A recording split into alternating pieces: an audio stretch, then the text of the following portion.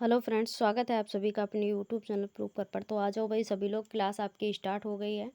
सभी लोग आ जाएंगे और एक बार बताएंगे क्या मेरी आवाज़ सही आ रही है। सभी लोग बता दें। सभी को गुड इवनिंग, राधे राधे, जय श्री कृष्णा। सभी लोग आ जाइए, क्लास आपकी स्टार्ट है। सभी आपने दोस्तों को शेयर भी कर दीजिए, सभी लोग शेयर करेंगे। चलिए भाई, तो क्लास को स्टार्ट किया जाए। एक बार बताएं सभी लोग, आवाज़ सही आ रही है तो क्लास को आगे बढ़ाया जाए। बताएं सभी लोग। तो सबसे पहला प्रश्न आपकी स्क्रीन पर दिख रहा है। प्रश्न दिया गया है, कक्षा नायक द्वारा प्रयुक्त मूल्यांकन का प्रकार अनुदेशन के समय सीखने के विकास में किया जाता है। ऑप्शन क्या कहलाता है? ऑप्शन ए दिया गया है नैदानिक मूल्यांकन, बी दिया गया है फॉर्मेटिंग मूल्यांकन, सी दिया गया है प्लेसमेंट मूल्यांकन, डी दिया गया है संकलित मूल्यांकन।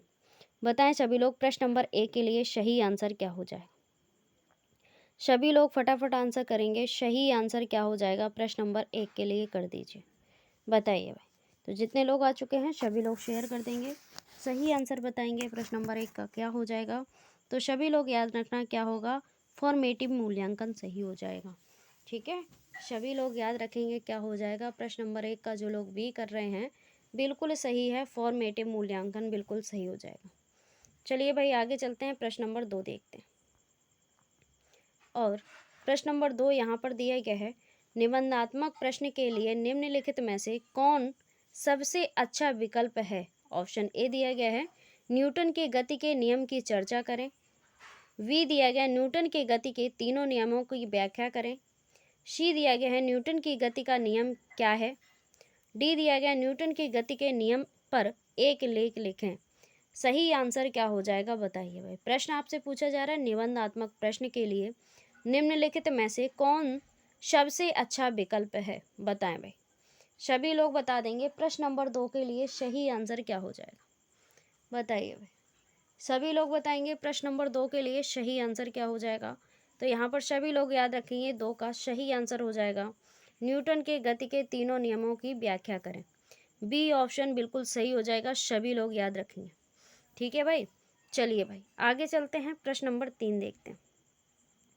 और प्रश्न नंबर तीन दिया गया है, किसी भी बालक के मानसिक रूप से अस्वस्थ होने का कारण है क्या? कौन कौन से कारण हो सकते हैं? ऑप्शन ए दिया गया है परिवार का वातावरण, बी दिया गया है कक्षा का वातावरण, सी दिया गया है पास पड़ोस का वातावरण और डी दिया गया उपरोक्त सभी। बताएं सभी लोग सही आंसर क्या हो जाएगा प्रश्न नंबर तीन के लिए। आंसर कर दो। जितने लोग जुड़ चुके हैं सभी को गुड इवनिंग, सभी लोग शेयर कर देंगे। सभी लोग बताएंगे भाई सही आंसर क्या होगा प्रश्न नंबर तीन के लिए, बता दो। तो यहाँ पर बिल्कुल सही आंसर हो जाएगा। जो लोग डी आंसर कर रहे हैं बिल्कुल सही हैं।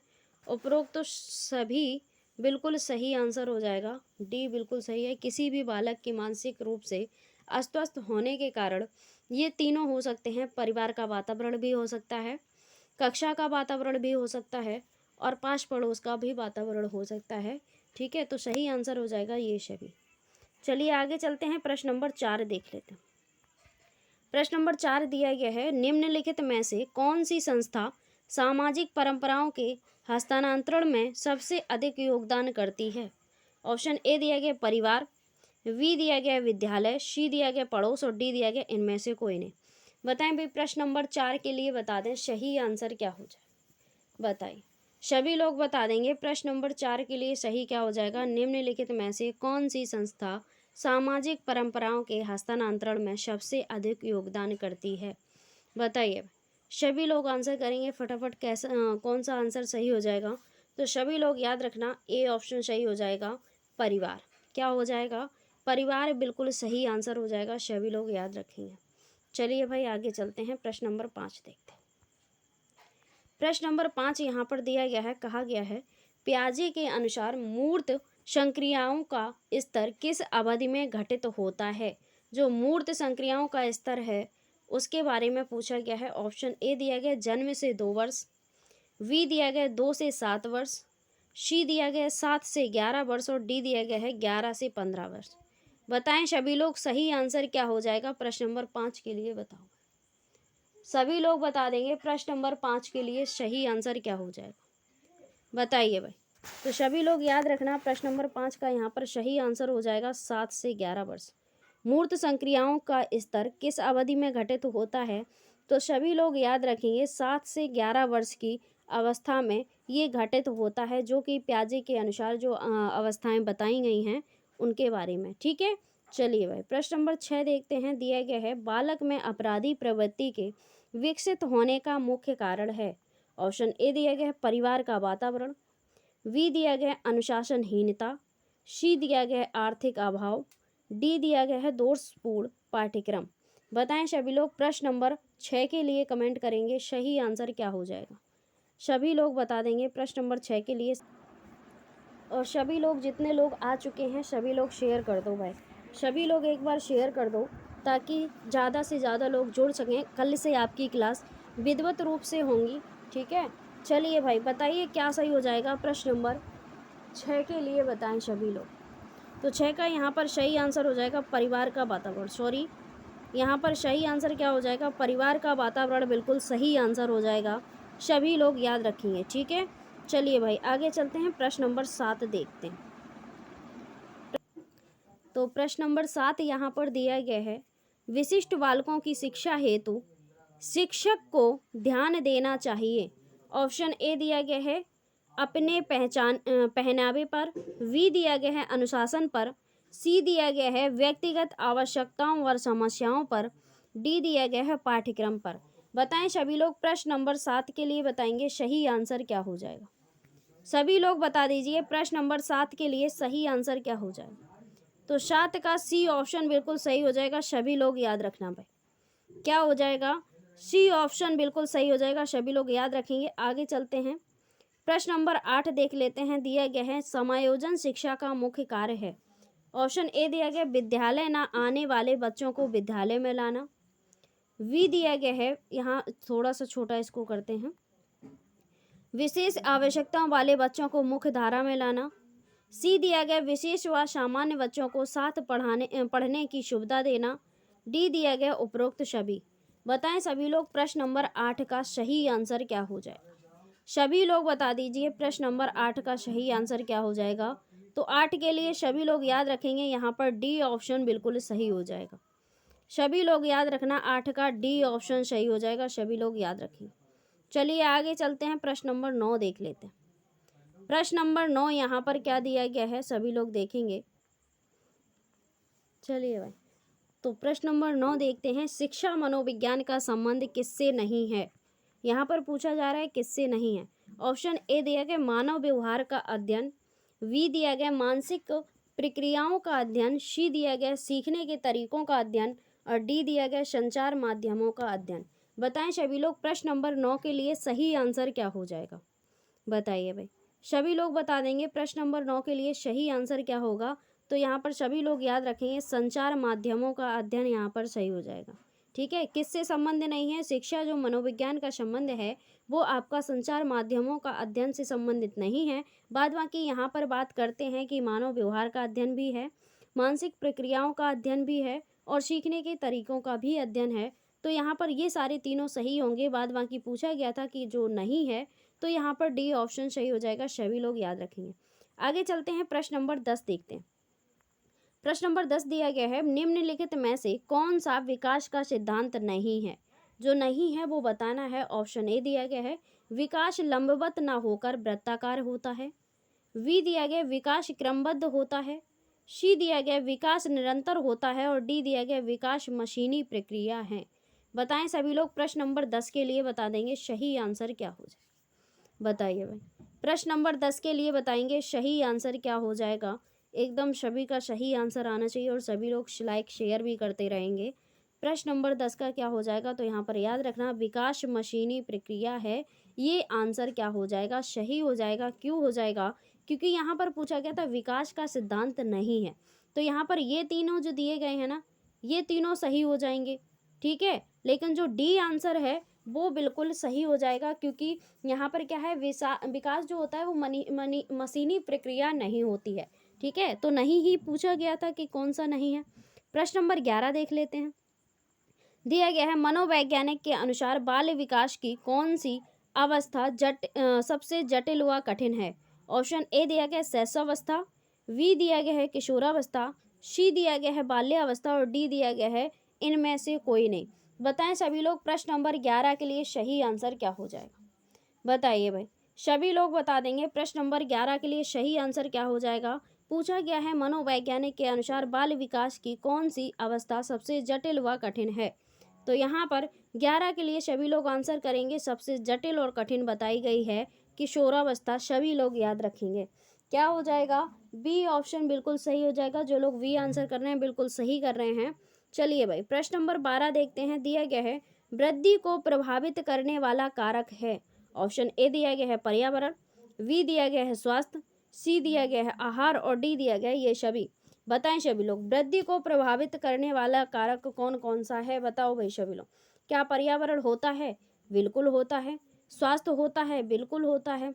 आहार होता है, बिल्कुल होता है। तो जब ये सभी हैं तो सही आंसर क्या हो जाएगा, ये सभी बिल्कुल सही हो जाएगा। डी ऑप्शन बिल्कुल सही हो जाएगा। सभी लोग याद रखना, ठीक है। चलिए आगे चलते हैं, प्रश्न नंबर 13 देखते हैं। प्रश्न नंबर 13 दिया गया भाषा शिक्षण की प्रथम कक्षा किसे माना जाता है। ऑप्शन ए दिया गया है पूर्व माध्यमिक कक्षा, पूर्व प्राथमिक कक्ष से, वी दिया गया प्लेवे विद्यालय को, सी दिया गया घर को और डी दिया गया ये सभी। बताएं सभी लोग प्रश्न नंबर 13 के लिए सही आंसर क्या हो जाएगा, बताइए। प्रश्न नंबर 13 के लिए इसमें कंफ्यूज नहीं होना है किसी को। प्रश्न नंबर 13 के लिए आंसर करेंगे सभी लोग, सही क्या हो जाएगा बताइए। भाषा शिक्षण की प्रथम कक्षा किसे माना जाता है। तो सही आंसर हो जाएगा भाषा शिक्षण की प्रथम कक्षा पूर्व प्राथमिक कक्ष से माना जाता है। ठीक है, कब से माना जाता है, तो पूर्व प्राथमिक कक्ष से माना जाता है। सभी लोग याद रखेंगे। आगे चलते हैं, प्रश्न नंबर 14 देखते हैं। दिया गया है शिक्षक को गृह कार्य की जांच करनी चाहिए। ऑप्शन ए दिया गया है कभी कभी, वी दिया गया है कभी नहीं, सी दिया गया है नियमित और डी दिया गया है छात्र जब कहें तब। बताएं सभी लोग, जब छात्र कहें तब करना चाहिए क्या, बताइए भाई। तब गृह कार्य दिया जाना चाहिए, शिक्षक को गृह कार्य की जांच करनी चाहिए। बताएं सभी लोग क्या हो जाएगा प्रश्न नंबर 14 के लिए। तो बिल्कुल सही है, जो लोग नियमित यहाँ पर आंसर कर रहे हैं। नियमित छात्र का जो गृह कार्य होता है उसको शिक्षक को क्या करना चाहिए, नियमित जांच करनी चाहिए गृह कार्य की। ठीक है, ताकि पता चल सके कि वो कितना कार्य करता है नहीं करता है। आगे देखते हैं, बुरी आदतों को सुधारा जा सकता है कैसे। ऑप्शन ए दिया गया डांट डपट कर, वी दिया गया है दोषारोपण द्वारा, सी दिया गया अनुबंधन द्वारा और डी दिया गया है ये सभी। बताएं सभी लोग प्रश्न नंबर 15 के लिए बता दें सभी लोग सही आंसर क्या हो जाए, बताइए। प्रश्न नंबर 15 के लिए बताएंगे सही आंसर क्या हो जाएगा, बताइए सभी लोग बता दें। तो सही आंसर याद रखना यहाँ पर क्या हो जाएगा, अनुबंधन द्वारा बिल्कुल सही आंसर हो जाएगा। सभी लोग याद रखेंगे क्या होगा, अनुबंधन द्वारा। चलिए भाई आगे चलते हैं, प्रश्न नंबर 16 देख लेते हैं। सॉरी प्रश्न नंबर 16 देखते हैं। दिया गया है समाज मिति तकनीक का प्रयोग किया जाता है। ऑप्शन ए दिया गया है आर्थिक स्तर की जांच में, वी दिया गया है समाज के सर्वेक्षण में, सी दिया गया है सामाजिकरण की जांच में और डी दिया गया है उपरोक्त सभी।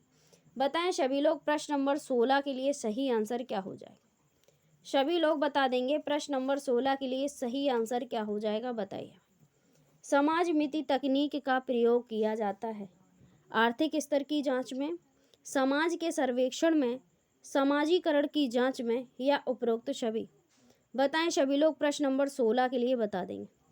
तो सभी लोग याद रखना 16 का क्या हो जाएगा, यहाँ पर सही आंसर हो जाएगा आपका सामाजिकरण की जांच में। क्या हो जाएगा, सी ऑप्शन बिल्कुल सही हो जाएगा। सभी लोग याद रखेंगे, ठीक है। समाज मिति तकनीक का प्रयोग किसमें किया जाता है, सामाजिकरण की जांच में किया जाता है। आगे चलते हैं, प्रश्न नंबर 17 देखते हैं।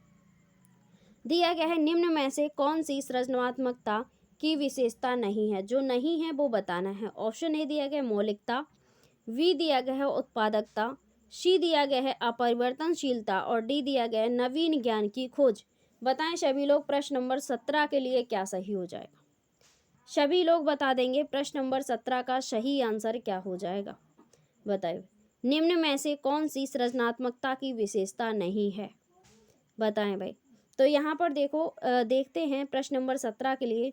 तो सही आंसर हो जाएगा अपरिवर्तनशीलता। क्या हो जाएगा, अपरिवर्तनशीलता बिल्कुल सही हो जाएगा। ठीक है भाई, सभी लोग एक बार और शेयर कर दो भाई, चले भाई, प्रश्न नंबर 18 देखते हैं, इसको थोड़ा सा छोटा कर लेते हैं। दिया गया है विद्यार्थियों के प्रतिक्रिया प्राप्त करने का आदेश प्रतीक्षा समय के सही अनुपात में होना चाहिए। ऑप्शन ए दिया गया है पिछले पाठों से प्रश्नों का उत्तर देने के लिए विद्यार्थियों द्वारा लिया गया समय। वी दिया गया वास्तविक जीवन में प्रश्न की प्रासंगिकता। सी दिया गया पाठ्य चर्चा में प्रकरण विशेष के लिए आवंटित समय। डी दिया गया है प्रश्न का कठिनाई स्तर। बताएं सभी लोग, प्रश्न नंबर 18 के लिए सही आंसर क्या हो जाएगा? बताइए भाई, प्रश्न नंबर 18 के लिए बताएंगे सही आंसर क्या हो जाएगा? तो भैया सभी लोग याद रखना, डी ऑप्शन बिल्कुल सही हो जाएगा। प्रश्न का कठिनाई स्तर बिल्कुल सही आंसर होगा। प्रश्न को अगर देखें तो पूछा गया था विद्यार्थियों से प्रतिक्रिया प्राप्त करने का आदेश प्रतीक्षा समय प्रश्न का कठिनाई स्तर के सही अनुपातों में होना चाहिए। ठीक है, पूरा सेंटेंस ये बन जाएगा, सभी लोग याद रखना। आगे देखते हैं प्रश्न नंबर 19 दिया गया है। मान लीजिए आप विद्यालय शिक्षा बोर्ड के अध्यक्ष हैं। आप अपने अधिकार क्षेत्र के अंतर्गत आने वाले विद्यालयों की शिक्षा संपूर्ण गुणवत्ता को सुधारने के लिए क्या योजना बनाएंगे? इस प्रकार का प्रश्न किसका उदाहरण है? ऑप्शन ए दिया गया है, इसको थोड़ा सा और छोटा करेंगे ताकि सभी ऑप्शन दिख सकें। निम्न स्तरीय अपसारी। वी दिया गया निम्न स्तरीय अपसारी। सी दिया गया उच्च स्तरीय अभिसारी और डी दिया गया उच्च स्तरीय अपसारी। बताएं सभी लोग, प्रश्न नंबर यहाँ पर बता देंगे सभी लोग क्या हो, कौन सा प्रश्न नंबर है भाई? 19 के लिए। ठीक है, सभी लोग बताएंगे प्रश्न नंबर 19 के लिए सही आंसर क्या हो जाएगा? तो भाई सभी लोग याद रखना, यहाँ पर सही आंसर होगा उच्च स्तरीय अपसारी। ठीक है, कैसा होगा? उच्च स्तरीय अपसारी चिंतन यहाँ पर सही होगा। चलिए आगे चलते हैं, प्रश्न नंबर 20 देखते हैं। ठीक है, प्रश्न नंबर 20 देखते हैं, थोड़े बड़े प्रश्न हैं तो यहाँ पर देख लेते हैं। फिर भी सतत और व्यापक मूल्यांकन की योजना में व्यापक शब्द किसके अलावा निम्नलिखित के द्वारा समर्थित किया जाता है? ऑप्शन ए दिया गया है जेपी गिलफोर्ड का बुद्धि संरचना का सिद्धांत। वी दिया गया है एल थंस्टन का प्राथमिक मानसिक योग्यताओं का सिद्धांत। सी दिया गया है बहुबुद्धि सिद्धांत और डी दिया गया है सूचना प्रक्रमण सिद्धांत। बताएं सभी लोग, प्रश्न नंबर 20 के लिए बताइए भाई, प्रश्न नंबर 20 के लिए बताएंगे सही आंसर क्या हो जाएगा? सभी लोग बताइए भाई, प्रश्न नंबर 20 के लिए। तो यहाँ पर सभी लोग बताना भाई, प्रश्न नंबर 20 का सही आंसर क्या हो जाएगा? जीपी गिलफोर्ड का बुद्धि संरचना का सिद्धांत के अलावा निम्नलिखित के द्वारा समर्थित किया जाता है। यानी कि इसके अलावा यहाँ पर 3 जो ऑप्शन दिए गए हैं, सूचना प्रक्रमण सिद्धांत, बहुबुद्धि सिद्धांत, एल थंस्टन का प्राथमिक मानसिक योग्यताओं का सिद्धांत, तो यहाँ पर इन तीनों के द्वारा जो होता है वो मूल्यांकन की योजना में व्यापक शब्द का समर्थित किया जाता है। ठीक है, लेकिन इसके जेपी गिलफोर्ड का नहीं किया जाता है, सभी लोग याद रखें। प्रश्न नंबर 21 देखते हैं। यहाँ पर प्रश्न नंबर 21 दिया गया सीबीएसई द्वारा प्रस्तावित समूह परियोजना गतिविधि किसका एक सशक्त साधन है? ऑप्शन ए दिया गया है रोजमर्रा की शिक्षण से होने वाले तनाव का दूर करने। वी दिया गया है अनेकता में एकता की संकल्पना का प्रचार प्रसार करने। सी दिया गया है सामाजिक भागीदारता को सुगम बनाने और डी दिया गया है शिक्षकों के भार को हल्का करने। बताएं सभी लोग, प्रश्न नंबर 21 के लिए बताएंगे सही आंसर क्या हो जाएगा? बताइए भाई, प्रश्न नंबर 21 के लिए बताएंगे सही आंसर क्या होगा? तो भाई सभी लोग यहाँ पर 21 के लिए याद रखेंगे क्या हो जाएगा? सीबीएसई द्वारा प्रस्तावित समूह परियोजना गतिविधि का यहाँ पर सामाजिक भागीदारता को सुगम बनाने का एक साधन माना जाता है, यानी कि एक सशक्त साधन है, सभी लोग याद रखेंगे। ठीक है भाई, आगे चलते हैं, आगे देख लेते हैं। अगला प्रश्न देखते हैं, प्रश्न नंबर 22 देखते हैं। प्रश्न नंबर 22 दिया गया है रेमन का प्रोग्रेसिव मैट्रिसेस परीक्षण किस परीक्षण का उदाहरण है? ऑप्शन ए दिया गया है असमूह बुद्धि लब्धांक। वी दिया गया है व्यक्तित्व। सी दिया गया मौखिक बुद्धि लब्धांक और डी दिया गया है संस्कृति मुक्त बुद्धि लब्धांक। बताएं सभी लोग, प्रश्न नंबर 22 के लिए सही आंसर क्या हो जाएगा? बताइए भाई, प्रश्न नंबर 22 के लिए बताएंगे सही आंसर क्या हो जाएगा? बताइए भाई, रैमन व प्रोग्रेसिव मैट्रिसेज परीक्षण किस परीक्षण का उदाहरण है? सभी लोगों का आंसर आना चाहिए, एकदम सही आंसर आना चाहिए भैया। बताओ क्या हो जाएगा, सभी लोग आंसर करेंगे तो बताइए भाई। कल से हम सभी के कमेंट भी पढ़ सकेंगे, ठीक है। कल से हम सब लोगों की कमेंट भी पढ़ सकेंगे, ठीक है। आज थोड़ी सी समस्या है, आप लोगों की कमेंट नहीं पढ़ पाते हैं। तो बताइए भाई, प्रश्न नंबर 22 का सही आंसर क्या हो जाएगा, सभी लोग बताएंगे। तो यहाँ पर डी ऑप्शन बिल्कुल सही हो जाएगा। जितने लोग डी ऑप्शन कर रहे हैं बिल्कुल सही हैं, सभी लोग याद रखेंगे डी बिल्कुल सही हो जाएगा। चलिए भाई आगे चलते हैं। प्रश्न नंबर 23 देखते हैं, दिया गया है निम्नलिखित में से कौन सा सिद्धांत पाठ्य योजना में शामिल नहीं है। जो शामिल नहीं है वो बताना है। ऑप्शन ए दिया गया है योजना की दृढ़ता, बी दिया गया शिक्षार्थियों का ज्ञान, सी दिया गया उद्देश्यों की स्पष्टता और डी दिया गया शिक्षण का ज्ञान। बताएं सभी लोग, प्रश्न नंबर 23 के लिए सही आंसर क्या होगा, बताइए भाई। सभी लोग बता देंगे निम्नलिखित में से कौन सा सिद्धांत पाठ्य योजना में शामिल नहीं है, बताइए। तो 23 का क्या सही हो जाएगा, यहाँ पर ए ऑप्शन बिल्कुल सही हो जाएगा। योजना की दृढ़ता क्या हो जाएगा, योजना की दृढ़ता बिल्कुल सही आंसर हो जाएगा, सभी लोग याद रखें, ठीक है। चलिए भाई आगे चलते हैं, अगला प्रश्न देखते हैं। प्रश्न नंबर 24 देख लेते हैं। प्रश्न नंबर 24 देखते हैं, दिया गया है यहाँ पर, इसको थोड़ा छोटा करते हैं ताकि सारे ऑप्शन देख सकें।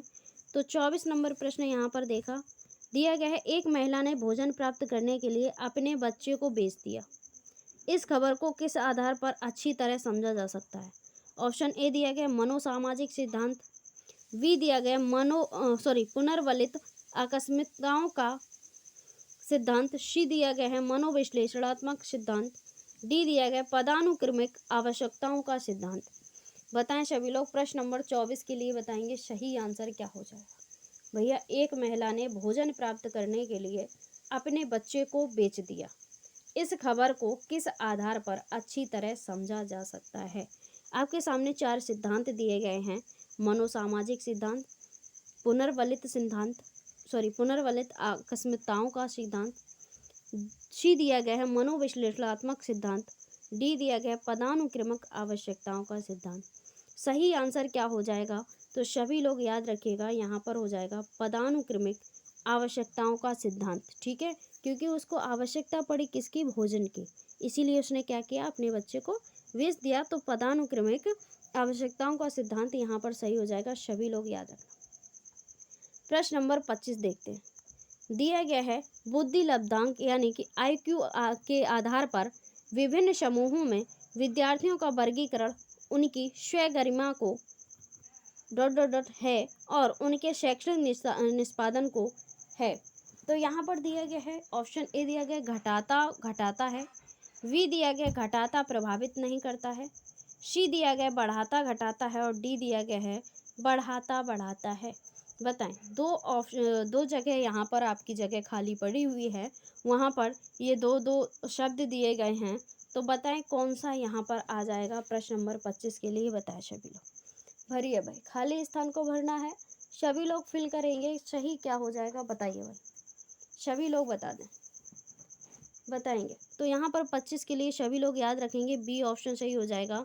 यहाँ पर आपका आ जाएगा क्या, यहाँ पर आ जाएगा आपका घटाता, ठीक है, यहाँ पर आ जाएगा घटाता है और उनके शैक्षणिक निष्पादन को प्रभावित नहीं करता, यहाँ पर आ जाएगा आपका प्रभावित नहीं करता, ठीक है। तो सभी लोग याद रखेंगे बी ऑप्शन बिल्कुल सही हो जाएगा, ठीक है। चलिए आगे चलते हैं, अगला प्रश्न देखते हैं। प्रश्न नंबर 26, प्रश्न नंबर 26 दिया गया जॉन डीवी द्वारा समर्थित लैब विद्यालय के उदाहरण हैं। ऑप्शन ए दिया गया है पब्लिक विद्यालय, बी दिया गया सामान्य विद्यालय, सी दिया गया फैक्ट्री विद्यालय और डी दिया गया है प्रगतिशील विद्यालय। बताएं सभी लोग, प्रश्न नंबर 26 के लिए सही आंसर क्या होगा, बताइए। प्रश्न नंबर 26 के लिए बताएंगे सही आंसर क्या हो जाएगा।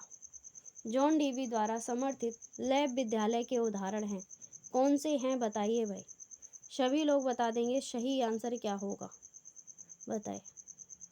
तो यहाँ पर भाई सभी लोग याद रखेंगे सही आंसर क्या हो जाएगा। प्रश्न नंबर 26 का डी ऑप्शन सही हो जाएगा, प्रगतिशील विद्यालय, ठीक है। क्या हो जाएगा, प्रगतिशील विद्यालय बिल्कुल सही आंसर हो जाएगा। आगे चलते हैं, प्रश्न नंबर 27 देखते हैं। दिया गया एक विद्यार्थी कहता है उसका दादा आया है। एक शिक्षक होने के नाते आपकी प्रतिक्रिया होनी चाहिए। ऑप्शन ए दिया गया है दादा आया है की जगह पर दादाजी आए हैं कहना चाहिए। वी दिया गया है आप अपनी भाषा पर ध्यान दीजिए। सी दिया गया है अच्छा उसके दादाजी आए हैं ये कहना चाहिए।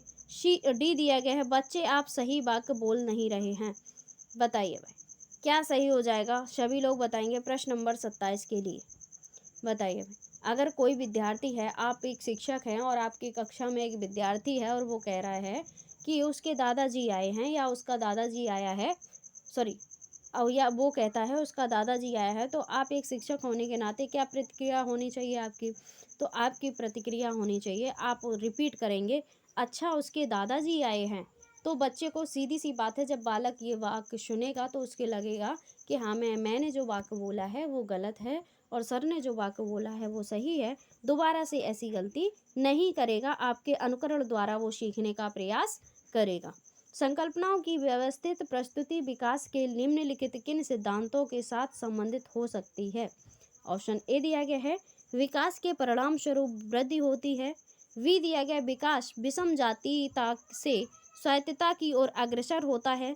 सी दिया गया है विद्यार्थी विभिन्न दरों पर विकसित होते हैं। डी दिया गया है विकास सापेक्ष रूप से क्रमित होता है। बताएं सभी लोग प्रश्न नंबर 28 का सही आंसर क्या हो जाएगा? बताइए सभी लोग बता देंगे प्रश्न नंबर 28 का सही आंसर क्या होगा। तो भैया यहाँ पर सही आंसर हो जाएगा आपका विकास सापेक्ष रूप से क्रमिक होता है। यहाँ पर क्या हो जाएगा 28 का डी ऑप्शन बिल्कुल सही हो जाएगा, सभी लोग याद रखेंगे। आगे चलते हैं प्रश्न नंबर 29 देखते हैं। दिया गया है बाल केंद्रित शिक्षा के समर्थन निम्नलिखित में से किस विचारक द्वारा दिया गया है? ऑप्शन ए दिया गया है एरिक एरिक्सन। वी दिया गया है चार्ल्स डार्विन। सी दिया गया है वी.एफ. स्किनर। डी दिया गया है जॉन डीवी।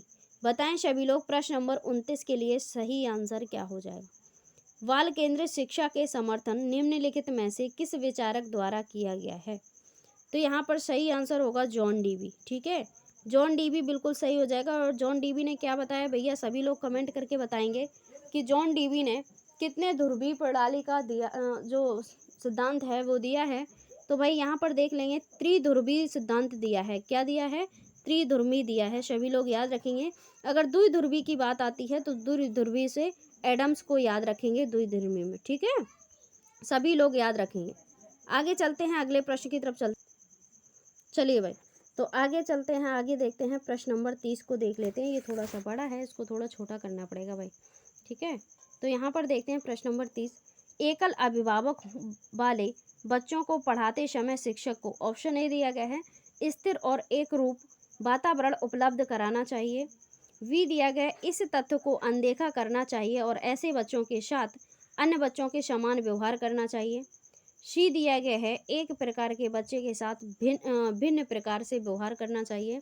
डी दिया गया ऐसे बच्चे को कम गृह कार्य देना चाहिए। बताएं सभी लोग सही आंसर क्या हो जाएगा? प्रश्न नंबर 30 के लिए बताएंगे सभी लोग सही आंसर क्या हो जाएगा। बताइए, आपने समावेशी शिक्षा के बारे में भी तो पढ़ा ही होगा, क्या होता है उसमें समावेशी शिक्षा में? तो भैया समावेशी शिक्षा में होता है कि जो भी विद्यार्थी हों, चाहे वो पिछले वर्ग के बालक हों या समान वर्ग के बालक हों या मध्यम वर्ग के बालक हों, किसी भी प्रकार के या फिर अमीर घर के बालक होते हैं, लेकिन समावेशी शिक्षा में क्या कहा जाता है कि जो भी बालक होते हैं उनको समान अवसर मिलना चाहिए, समान शिक्षा दी जानी चाहिए, समूह के द्वारा शिक्षा का प्रसारण करना चाहिए। ठीक है, ऐसा कहा जाता है। एनसीएफ 2005 में भी यही कहा गया है और साथ ही साथ आपकी समावेशी शिक्षा का भी जो उदाहरण है वो यही कहता है। ठीक है, तो यहाँ पर सही आंसर हो जाएगा ऑप्शन नंबर बी। काफ़ी लोग तो आंसर सही भी कर रहे हैं, बी ऑप्शन बिल्कुल सही हो जाएगा, सभी लोग याद रखना। ठीक है, आगे चलते हैं प्रश्न नंबर यहाँ पर 33 देख लेते हैं। सामाजिक भूमिकाओं के कारण सौंपी गई विशिष्टताएं क्या कहलाती हैं? ऑप्शन ए दिया गया जेंडर भूमिका अभिवृत्ति। वी दिया गया है जेंडर भूमिका दबाव।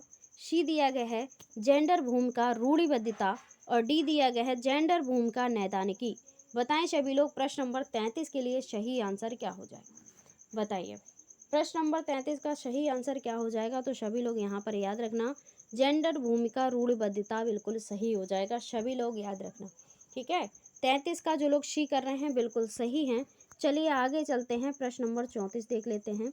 दिया गया है जब एक बावर्ची खाना पकाते समय खाने को चखता है तो वह किसके समान है। ऑप्शन ए दिया गया है सीखने का आकलन, बी दिया गया है सीखने के लिए आकलन, सी दिया गया है सीखने के रूप में आकलन और डी दिया गया है आकलन और सीखना। बताएं सभी लोग। प्रश्न दिया गया है जब एक बावर्ची खाना पकाते समय खाने को चखता है तो वह किसके समान है। बताएं भाई। ऑप्शन आपके सामने है सीखने का आकलन, वी दिया गया है सीखने के लिए आकलन, सी दिया गया है सीखने के रूप में आकलन, डी दिया गया है आकलन और सीखना। तो भैया जब वो चख रहा है तो क्या कर रहा है, सीखने के लिए आकलन कर रहा है। तो बी ऑप्शन यहाँ पर सही हो जाएगा, सभी लोग याद रखेंगे। ठीक है, क्या हो जाएगा, बी ऑप्शन बिल्कुल सही हो जाएगा, सभी लोग याद रखेंगे। आगे चलते हैं, प्रश्न नंबर 35 देखते हैं। अंतरपरक अनुदेशन है। ऑप्शन ए दिया गया है शिक्षार्थियों की आवश्यकता को पूरा करने के लिए सामूहिकरण की विविध रूपों का प्रयोग करना, वी दिया गया कक्षा में प्रत्येक शिक्षार्थी के लिए कुछ अलग अलग करना, सी दिया गया है अव्यवस्थित अथवा स्वच्छंद शिक्षार्थी गतिविधियां, डी दिया गया है ऐसे समूहों का प्रयोग जो कभी नहीं बदलते। बताएं सभी लोग प्रश्न नंबर 35 के लिए सही आंसर क्या हो जाएगा। सभी लोग बताएंगे प्रश्न नंबर 35 का सही आंसर क्या हो जाएगा। और सभी लोग भैया आया करो तो शेयर कर दिया करो थोड़ा सा, और अपने सभी दोस्तों को बताया करो कि यहाँ पर क्लास डेली होने लगी हैं। साथ ही साथ आपकी जो सीटेट की क्लासें हैं वो तो डेली चल ही रही हैं। सुबह आपकी ईवीएस की क्लास होती है 9 बजे, ठीक है, जो कि मेरे द्वारा होती है। 12 बजे डीएलएड सेकेंड सेमेस्टर की होती है। और बात करें यहाँ पर कि शाम को 8 बजे आपकी सीडीपी की क्लास होती है, जो कि वर्तमान में चल रही है। तो आपकी ये क्लासें आपकी डेली चलती हैं। साथ साथ मैथ की क्लास जो आपकी चलती है वो 10 बजे चलती है, ठीक है। 3 बजे हिंदी की क्लास चलती है सीटेट के लिए, ठीक है, सभी लोग याद रखें। चलिए भाई, तो बताएंगे प्रश्न नंबर 35 का सही आंसर क्या हो जाएगा। प्रश्न नंबर 35 का सही आंसर होगा ऑप्शन नंबर ए, यहाँ पर बिल्कुल सही हो जाएगा, सभी लोग याद रखेंगे, ठीक है। शिक्षार्थियों को आवश्यकता को पूरा करने के लिए सामूहिकरण के विविध रूपों का प्रयोग करना अंतरपरक अन्वेषण होता है, सभी लोग याद रखना। तो भैया बताइए आज की क्लास कैसी लगी, और सभी लोग आया करो 8 बजे सीडीपी की क्लास में, ठीक है, सभी लोग आया करो। तो साथ ही साथ डीएलएड सेकेंड सेमेस्टर की क्लास तो आपकी चल ही रही हैं, और डीएलएड फर्स्ट सेमेस्टर की भी क्लास अब जल्द ही स्टार्ट होने वाली हैं, क्योंकि आप लोगों को बताया था कि दिवाली होने के बाद डीएलएड फर्स्ट सेमेस्टर की क्लास भी स्टार्ट हो जाएंगी। साथ ही साथ 9 बजे तो आपकी डीएलएड फर्स्ट सेमेस्टर की क्लास होती ही है, जो कि मैथ की होती है, ठीक है। फिर उसके बाद 10 बजे सीटेट की मैथ की होती है, 11 बजे डीएलएड सेकंड सेमेस्टर की इंग्लिश की क्लास होती है, 12 बजे भारतीय समाज की होती है डीएलएड सेकंड सेमेस्टर की, और उसके बाद 1 बजे डीएलएड सेकंड सेमेस्टर की हिंदी की क्लास होती है, ठीक है। तो सभी लोग ये याद रखेंगे 3 बजे आपकी मैथ होती है जो क्लास, वो आपकी होती है हिंदी की क्लास, और साथ ही साथ 2 बजे आपकी यूपी पुलिस के लिए रीजनिंग की क्लास होती है, जिसको मेरे द्वारा कराई जाती है, ठीक है। बढ़िया से बढ़िया बेहतर तरीके से रीजनिंग आपकी करवाई जाती है, बिल्कुल बेसिक से करवाई जाएगी, तो सभी लोग आया करो, ठीक है। साथ ही साथ देखो यूपी पुलिस की वैकेंसी भी आने वाली है, और सभी लोग तैयारी करते रहो। सीटेट तो आपका आ ही गया है, और सीटेट का पेपर लगभग आपका लास्ट दिसंबर तक हो जाएगा, और सुपर टेट आने की भी संभावना है, क्योंकि जो तो 63,000 वैकेंसी आने वाली है, वो लगभग मई जून के लगभग आपकी वैकेंसी आ जाएगी। तो सभी लोग करते रहिए तैयारी, ठीक है। सुपर टेट की भी साथ साथ तैयारी करते रहो, सी टेट के साथ साथ, ठीक है। अब चलते हैं भाई, मिलते हैं सुबह 9 बजे, 9 बजे ईवीएस की क्लास में फिर मिलते हैं आपको। तब तक के लिए सभी को राधे राधे, राम राम, जय श्री कृष्णा, वंदे मातरम।